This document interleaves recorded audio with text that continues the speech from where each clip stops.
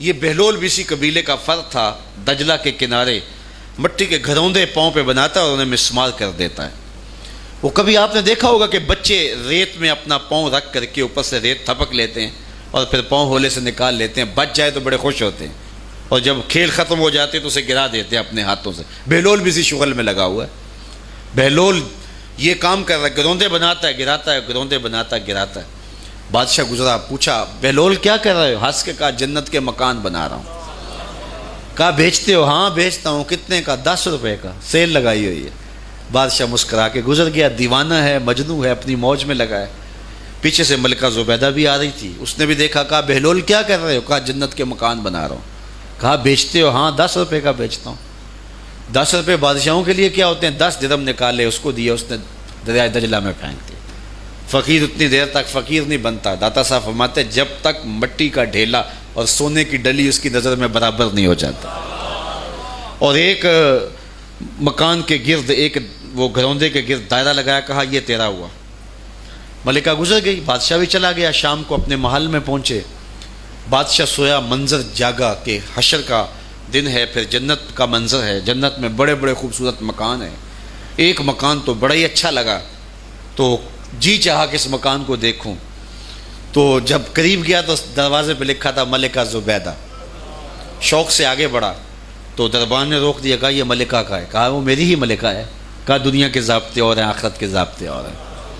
بادشاہ کی آنکھ کھل گئی، بے چین ہو گیا، ملکہ کو بیدار کیا، کہا تو کون سا نیک عمل کیا ہے؟ میں نے جنت میں تیرا یوں محال دیکھا ہے۔ ملکہ کہنے لگی وہی معمول کی نمازیں، وہی سب کچھ، کوئی نیا کام تو میں نے کیا نہیں۔ ہاں یاد آیا، کل گزر رہی تھی، دجلہ کا کنارہ تھا، وہ جسے لوگ مجذوب کہتے ہیں، وہ جو دیوانہ کہلاتا ہے، وہ بہلول، وہ جنت کے محل کہتا تھا وہ بنا رہا تھا۔ میں نے کہا چلو کوئی بات نہیں، فقیر ہے، 10 روپے کیا ہوتے ہیں، تو میں نے 10 روپے کا ایک محل خریدا تھا۔ بادشاہ سر پکڑ کے بیٹھ گیا، وہ تو مجھے بھی کہتا تھا۔ میں دیوانے کی بات سمجھ کے گزر گیا۔ اگلے دن بادشاہ قصدن گزرا۔ جب قصدن گزرا نا تو دل دھڑک رہا تھا کہ کہیں مجذوب پھر آج مل جائے اور اسی موج میں ہو تو کام بن جائے۔ دیکھا تو بہلول وہاں بیٹھا ہوا ہے، آگے بڑھ کے دیکھا تو کام بھی وہی۔ بادشاہ پھر رک گیا، پوچھا بہلول کیا کر رہے ہو؟ اب دل دھڑک رہا تھا کہ مجذوب ہے، کوئی اور بات کہہ دے تو چلو اچھا ہو کہ وہی جواب دے دے۔ اس نے وہی جواب دیا، جنت کے محل بنا رہا ہوں۔ بادشاہ کا کچھ دل ٹھہرا، پھر کہا اچھا بیچتے بھی ہو؟ ہاں ہاں بیچنے کے لیے بنا رہا ہوں۔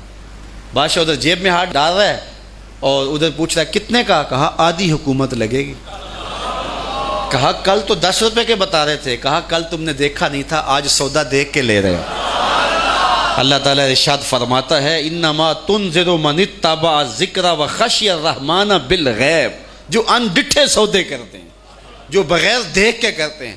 اچھا چلو ایک خوشخبری میں آپ کو بھی سناؤں، اور وہ خوشخبری رسول اللہ کی زبان سے۔ حضور نے فرمایا طوبی لمن رآنی وآمن بی وطوبی 7 مرات من لم یرانی وآمن بی۔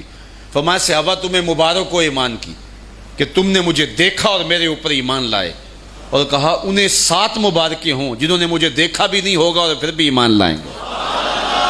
انما تنذر من اتبع ذکر وخشی الرحمن بالغیب فبشرہ بمغفرۃ واجر کریم۔ ان کو بشارت دے دیجئے بڑی عزت والے اجر کی اور خوشخبری بھی۔